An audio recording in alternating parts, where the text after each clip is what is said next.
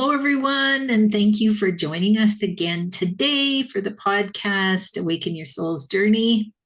I am going to introduce to you someone who's going to help you make your days a little better, a little more to look forward to.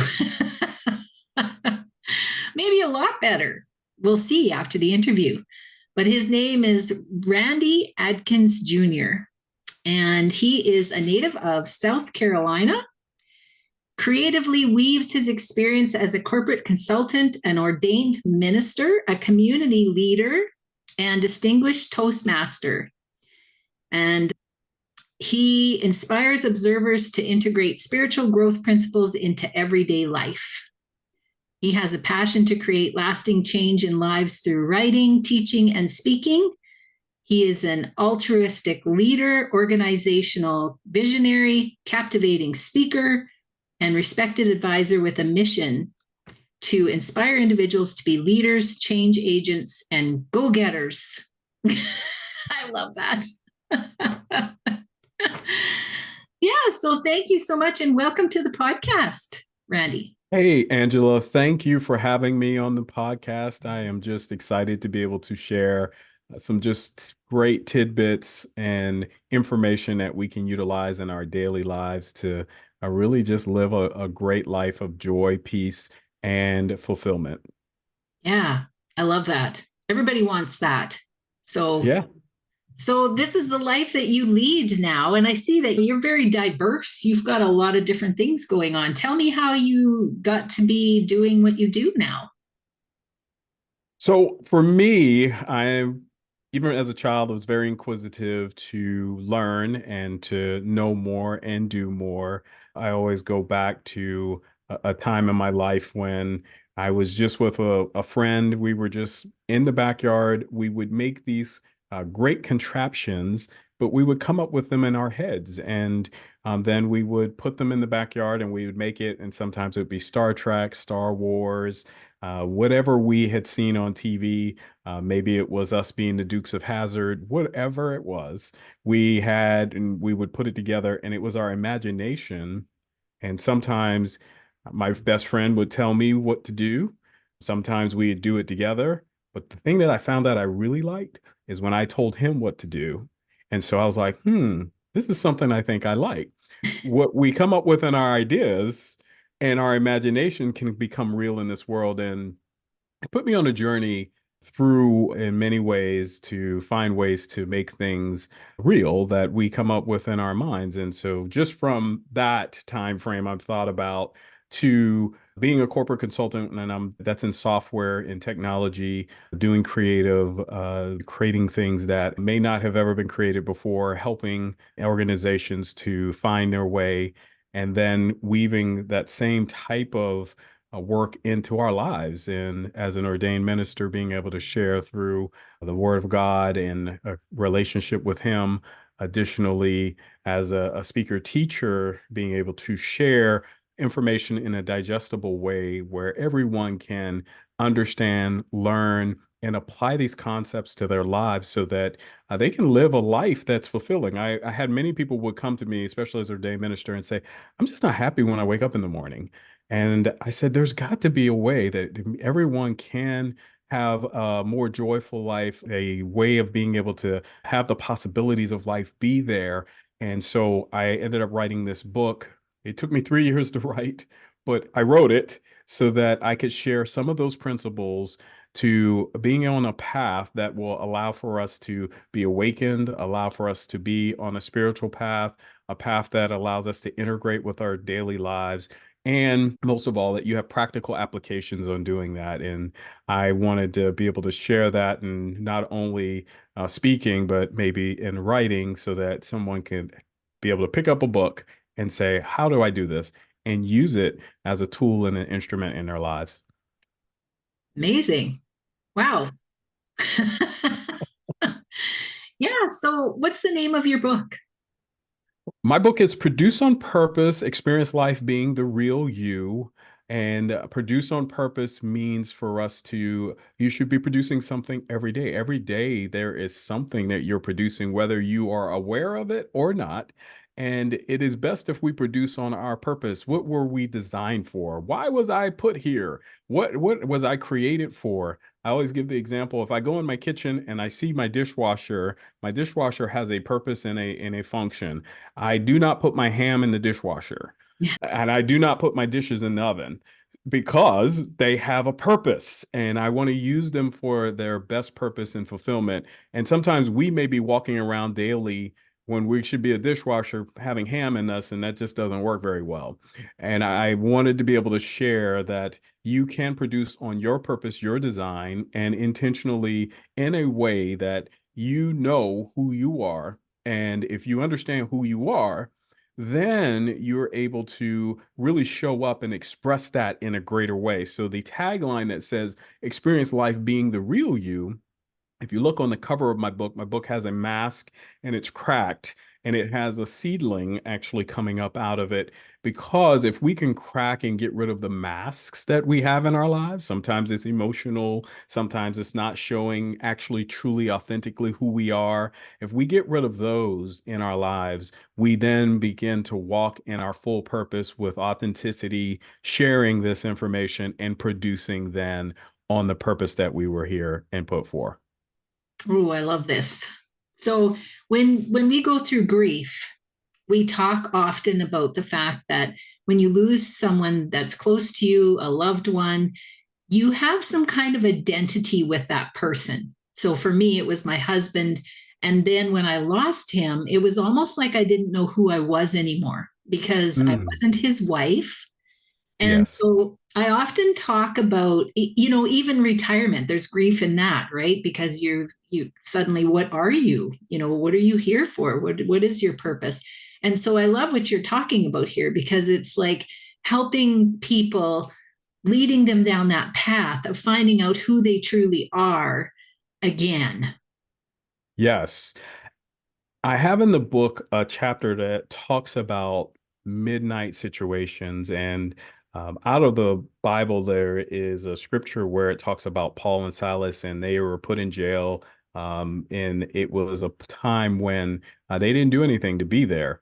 But it says in the scripture, it says that at midnight, Paul and Silas prayed and sang praises to God. Well, the key is midnight. Sometimes we have midnight situations in our lives, and I explain midnight being a time in our lives where it's no longer day, it's no longer night, and it's not day yet. It's this transitory place where you end up, and it's where do I go from here?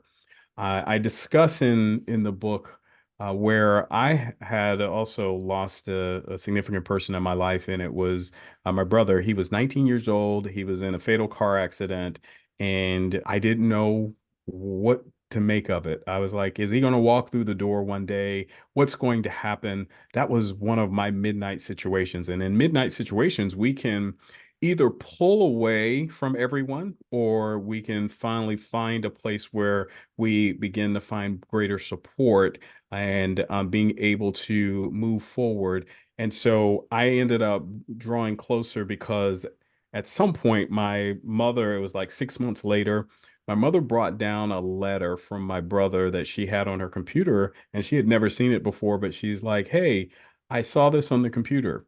Did you know the letter was about me?" And she read it. I have it today, and it said how excited he was about who I was and what I had become, and how we had conversations that I didn't think I was getting through to him at all. But because of those conversations, he told and said in the letter that it was changing him. It was helping him. And from that day on, I knew part of my purpose was to share a message with as many people as I could. And I never know who I'm touching. I never know who I'm changing, who I'm actually helping out in those moments. And sometimes we're going through midnight situations in our lives, and this can also be talked about as the dark night of the soul. Maybe you have become aware of new things of this world, and you feel like everything has been told to you that is just not true anymore. And when we're going through, it can be off putting, but I am here to encourage that we can get through those spaces. And as you're talking about, if it's grief, there are stages. They are not in a particular order. There are no sequences.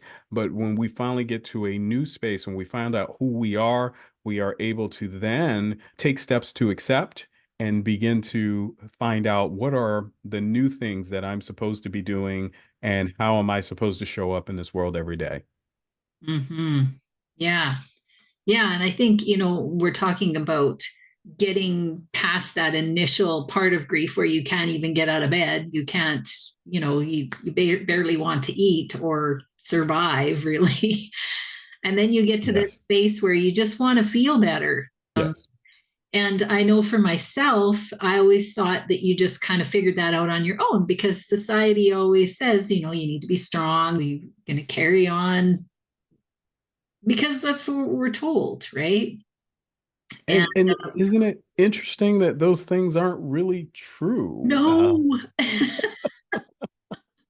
Because we're told these things, but what yes, does strong mean? What does it mean to move forward? And how there's no book on how to grieve. No, no. everyone has their own way, and they have to understand what does support look like in those times, and have people around that can notice and help in those spaces. Because sometimes we don't need somebody to talk to. We just need somebody to just be around. We don't need anybody to do anything. We just need to understand we have support as we go through a process of transition. Hmm. Yeah, yeah, and it's so interesting how we pull in those situations. And I was brought to a place where I was forced to look for help because, well, I was having the dark night of the soul, right? I was wondering even if I wanted to live, like it gets to this point where you're just like, it's not worth it to me, not that I was planning to anything yet, but you get to this place where you're just, you, life is not good. And so I was forced to reach out. And so I always talk about grief as an awakening process because in order to move yourself through it, often you have to find out who you are and you have to start to show yourself the things that you used to maybe glean from your partner or the things that you used to fill that void with aren't there. And so it's looking for that within and being able to give yourself that love and care, but also reaching out. And what could a grief counselor say to me? That's what I thought. What could a grief counselor say to me that would make me feel any better? He's still going to be gone, right? Right. Right. But when I Yes. went to her, that was a whole different thing. It made a huge difference talking to her. Being able to talk it out and then finally asking the questions to understand who you really are. And of course, in the book, I talk about, that sometimes we are taken back by the social norms, or we are trying to really conform to things that maybe people have told us that we thought were real. We thought it was the way that we should go. But when we start talking out who we really are, and finding out, I talk about in the book that we are a body, we're soul, and we're spirit. And when we talk about our body, the body is our five senses. The soul is comprised of our mind, our will, and our emotions. And then we have a spirit, and that spirit was what you were born with. And that is from the inside of you. No relationship in this world can define what's inside of you. But when you have to start thinking about who am I? Who am I? What was I born to do? You were uniquely and wonderfully made. Every one of us was uniquely and wonderfully made. When we find that in us, then our external relationships then don't define us. We are then defined from who we were born to be. And then as we come into this world and we start moving from the inside out versus the outside in, then we're able to relate to the world in a different way because we're now relating to the world based on our internal creation, what we were built for, why we were born, our purpose. And then we are able to then relate to everything that is around us. And that allows us to move about the world in a different way than we may have been moving about the world for a long time in our lives. Hmm. Yeah, and there's always this big question. It's always why. Why did this happen to me? Why are these things happening to me? And can you speak to people about that a little bit? Because that seems to be a big, because sometimes, we don't have that answer. It's interesting, right? Because we could ask why, but when I look at the rain doesn't choose who it rains on. If you're outside, it doesn't matter who you are going to get rained on and you're going to get wet. It's the same thing in life. We have different things that will occur in our lives and the seasons of our lives. And none of us are beyond that. It doesn't matter how much money you have. It doesn't matter what stature you have in life, what positions you may have. Just like if someone is in a high position, the same thing, health issues can hit them, or they can lose a loved one, or things happen in our lives, and it's just a different level of magnitude when the public knows, but it's the same things that happen to all of us. So when we can accept the fact that the why behind most of the things that we have in life has us on this journey, that we are all on a journey, we are here to learn, we're here to become what we were here and built to fulfill throughout the time. And what we can do is be grateful for all of the experiences we have up until this moment. Because when we become grateful for the moments that we've had so far and we have gratitude about that, that allows for us to understand that there will be other learning opportunities that we will have that will allow us to have great impact into this world. And so the why question, I sometimes believe that once we understand the more of the reason of why we are all here, then the why is more of we know that there are life events that are going to occur. The question becomes when I hit these life events on my hero's journey, because we're all on our hero's journey, our own hero's journey, are you going to peak and start to become that hero as you learn from these different events that occur and then continue to then say, you know what? I've had people in my life, they are no longer here physically, but I know I can continue to carry on some of the things that they taught me that I learned while they were along the way. And here are things that I can do now that will allow them to live on through me.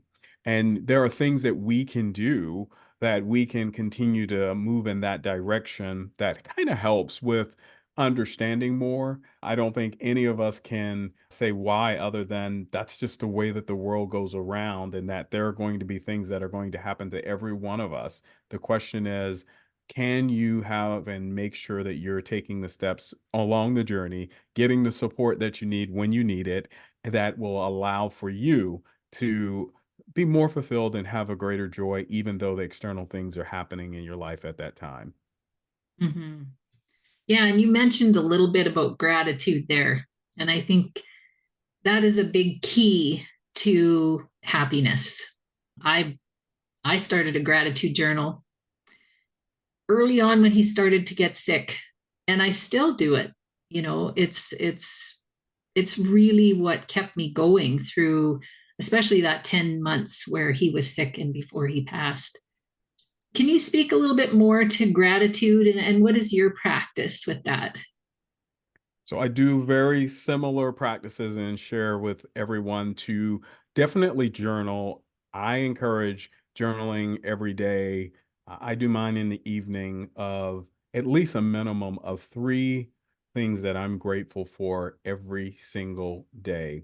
And then I review the previous days that the day after so that I can remember that there is always something to be grateful for, and I change it every, all the time. It can't be the same thing over and over again, but that today is a day where I'm grateful for some of the events, some of the journey that I have learned from, that I have the ability to be here. And when that focus and our attention goes on what we're grateful for, there's a change in our mind, there's a change in our chemistry and who we are that allows for us to begin to also see in a different way.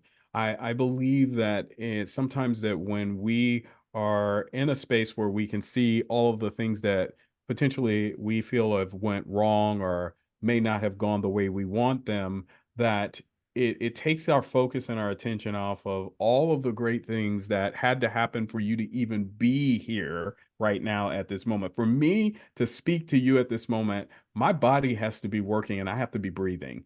And no matter what, if that wasn't happening, I would not be talking, I would not be sharing at this moment. But then you think about all of the brain function and all of the other things that are going on right now without me having to think about it. I can be grateful for that. And when I look outside, I can see, I can move my hands, there are so many things that every single day we can be thankful for. So I encourage journaling as well. I encourage reviewing your journal. I also encourage being intentional about your journaling in the mornings. What do you want to accomplish today? What are the three things, big rocks that you want to accomplish today? Write those down. And as time goes on, see if those things continue to happen in your life and without as much effort as you may have done in the past.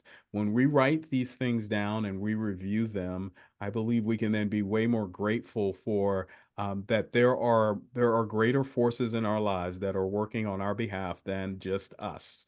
That everything doesn't have to be done, as I have been told in my life, by your own bootstrap or by your own effort or by your own will, and that you can have other supporting forces that are helping you along the way. And you can be really, really grateful every single day. There's something every one of us can be grateful for every day. I know that every day is not the best days, but there's still something to be grateful that even if you didn't like that day, at least you made it through that day. Because if you're at the end of the day, you made it through. Yeah, and sometimes it's just that, right? Yes. I made it through. It wasn't everything I wanted it to be, but I made it through. Yeah, and I think, the other thing is just what we're doing here, having a little bit of humor, adding a little bit of lightness to, because I find myself previously being an educator and a principal, I was a pretty serious girl. Like, and I'm trying to, not take life so seriously anymore. It's not necessary. Right. And it's funny, my kids hate it, but I do it all the time. I do these dad jokes every day, all the time, because I find them hilarious and clever because they're usually related to puns or plays on words. And I think being lighthearted, funny, just laughing at things really helps to rise the level of who we are and how we are kind of going about our day and how we are interacting with others, how we are relating to this world. When we are intentional about that and like, you know what, I'm not going to, because being serious doesn't really change your day as much as just saying, you know what, am I going to allow this to change who I am on a daily basis, or can I make this lighthearted? There are things that we have to be serious about and we have to kind of go about, but your whole demeanor doesn't have to be that way. You can be lighthearted. And I believe that brings a wisp, a crispness to your life and allows for those that are around you to feel that as well. Mhm. Yeah. Yeah, I love that. Yeah. So what kind of advice would you have for someone who's just seems to be stuck? We get into this cycle of thought. Um, and I've been there where I don't want to do anything that's going to help. You know what I mean? You kind of get into that spidey place where it's just like, I know that this would be good for me, but I don't want to. What would you say to that? First of all, if you're in that space, I do encourage you to so find some people around you that can support you. It could be a therapist, a pastor, friend that is not going to judge where you are, people who can listen. I really believe that our best strength is in our support that we have around us. And I get it because sometimes it is difficult for us to take that first step. The other area that I would encourage anyone that is feeling that way is to get to a space where you are just silent with yourself for a little bit. And again, with the perspective of what is it that I can do today, just one thing that you can do today, whether it's just get up and eat, you want to do that. And then the next day, I want you to just do one other thing than just that. And I would encourage just small incremental steps, because if you do that, then that will allow for you, before you know it, you'll be getting up and doing other things that you never thought you were wanting or willing to do. And that's what you would also encourage your support to help you with is, hey, I just want to do one thing today. Then the next day, help me to do two things, just hold me accountable to do the two things.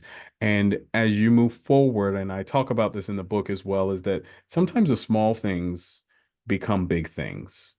And if we would just focus in on doing the small things in our lives, today I just want to get up and eat one meal. I got to do it. And then tomorrow I'm going to get up and I'm going to brush my teeth and eat one meal, and just be intentional about that.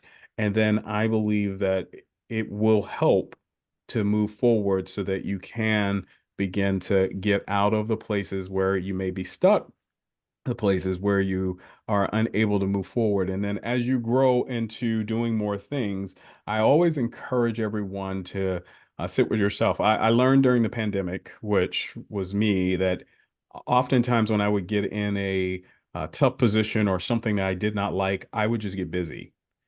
Well, in the pandemic, I couldn't. I had to sit with myself.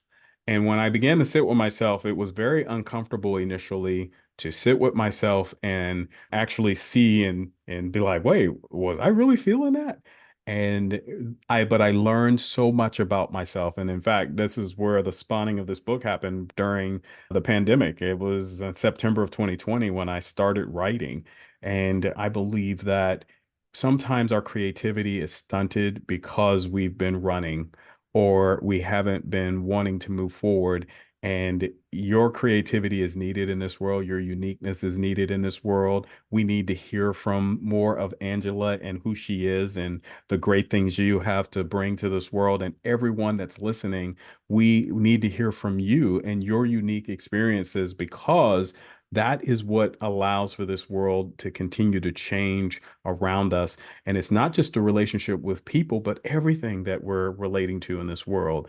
It will change your relationship to nature, your relationship to all of the things that are going on in this world. You can relate to it with a different lens and have a greater perspective of how should I move forward. And that to me gives you kind of a very basic, slow way of getting out and getting unstuck of the places that you may be in, but then also getting you to a place where you can then become way more intentional about how you live and living that in on purpose, and then begin to produce more fruit into this world. And that, when I say fruit, you're now producing love, you're now producing joy, you're now producing these things, but we can't get you there unless you start taking the small steps. Mm-hmm. Yeah. Kind of get the momentum going with, Yes. yeah. Yeah, I like that. So, what does it mean to receive and obey God's vision for your life? I see we have this question here and it just popping out at me. It means that you finally get to this space where you understand that there is a vision for your life, that you have the ability to make some choices that have a seed of vision. I have a chapter in the book called Seeds of Vision. When we have a seed of vision that comes from our source, our creator, who is God, that if you have that coming in your life, that it begins to be something where no one else has to tell you that. You don't have to go look in a book. You don't have to look outside of yourself for it. It is something that is internal to you. And what I'll do here is I'll go into kind of more of what purpose is, because in the book I talk about us having two main purposes. It's a general purpose and a specific purpose. The general purpose is for us to please our creator. And my creator, I call him God, you may call him something else, but he in the Bible is called love. So if I want to please my creator, then I'm going to express more love in my life. I'm going to be expressing that in what I do and how I relate to others, when I say, how I move about, what I do. Love is going to be at the center of what I do. That's my general purpose. That's a general purpose for those who have been created and understand that they've been designed in this world. The second purpose that I talk about is unique and only yours. It's no one else's. You have gifts. There's gifting that you have in your life that you can do. What's your gifting? Well, it's that easy thing that you do that no one else can do. Maybe you're a great organizer. Maybe you're a great teacher. Maybe you are great at music. Maybe you're great at singing. Whatever your gifting is, and most of us have at least one, but many of us have many gifts that are specific to our purpose. So when we connect to God and his vision, we connect to that general and specific purpose in our lives. And then we are intentional about becoming producers of that purpose. And that can be expressed in many ways in our lives. I provide an analogy in the book. It starts off the book. It says, "Are you ready to be a producer?" And the question is there because initially we sometimes show up as actors or actresses into this world, and it's great when we watch a movie. I just saw a movie and the billboards and all the social media, the actors and actresses are out there and it's like big and in your face. And sometimes we show up in all the spaces that we do in our lives as actors and actresses. However, what I found is that actors and actresses always work on somebody else's script. They are working on someone else's built script. And you say, well, why don't I just be the director? I'll be the director and I will be the one that will say, hey, here's the shot, here's the zoom, tell the actors and actresses what to do. They do have greater creative freedom, but in the end, the producer is the one that brings the script together, the resources together, the money together, the people together, the support that's needed together. So if your life is called a movie, why not be the producer of your movie? When we begin to align with God's vision, then we will be that producer. We will bring along all of those that we need, because the producer can't do it on their own. They need support to be able to bring about the vision that has been put within them, the purposes that they have. And when you are able to do that intentionally with a purpose, with an aim, you understand that I'm supposed to be here at this moment. I'm supposed to have this vision come true. I'm going to be the producer of my life, and I'm going to share that with the world. Because once you have created your life, that movie, you have to distribute it. You have to let others see it, and you have to allow others to be a part of what you have now created. And that is important for all of us, is that we are all born to be creative, just like our creator. And you are supposed to be creating something, whatever it is, you're supposed to be creating that. You're an artist, you're supposed to be creating some art. You're a singer, you're supposed to be creating some music. You're a teacher, you're supposed to be sharing that information with someone. When we do that, we then begin to work off of that vision and we begin to produce that on purpose anywhere we go. Beautiful. I love that. So, how did people find you?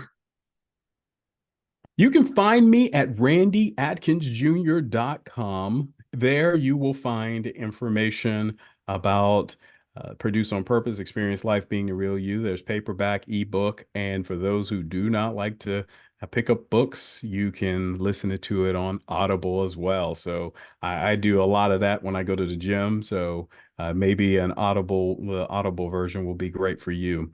Additionally, on my website, you will find other interviews just like this. You will also find information, whether it's sermons or videos of great information of how you can live this life with greater joy, greater fulfillment, and understand in a greater way, why are we here and what should we be producing? Additionally, any feedback that you may have, you can provide there. And I encourage anyone, as a part of this podcast, that you will get a 25% discount off of a signed copy of my book if you put in the coupon code INSPIRED. And that coupon code is INSPIRED. If you purchase a signed copy, you will get that 25% off. And that's what you will find at randyatkins.com. Additionally, there are social media links at the top right-hand corner. I'm on multiple social media sites, and you can connect with me there as well. Perfect. Thank you. And so, do you have any final thoughts or advice for the listeners before we go?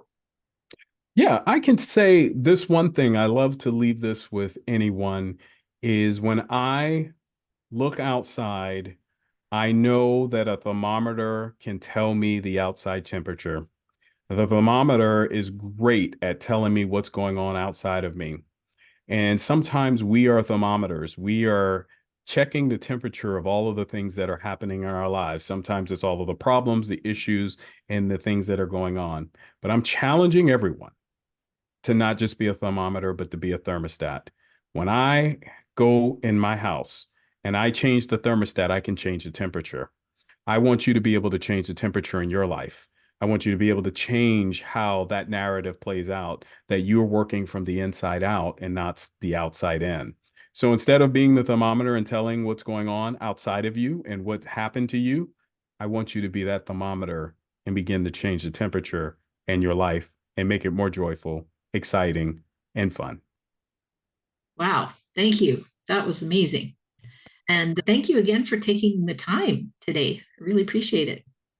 Thank you for having me on. I really enjoyed it, and I pray that someone's life will be changed because they heard some of the great tips and solutions today.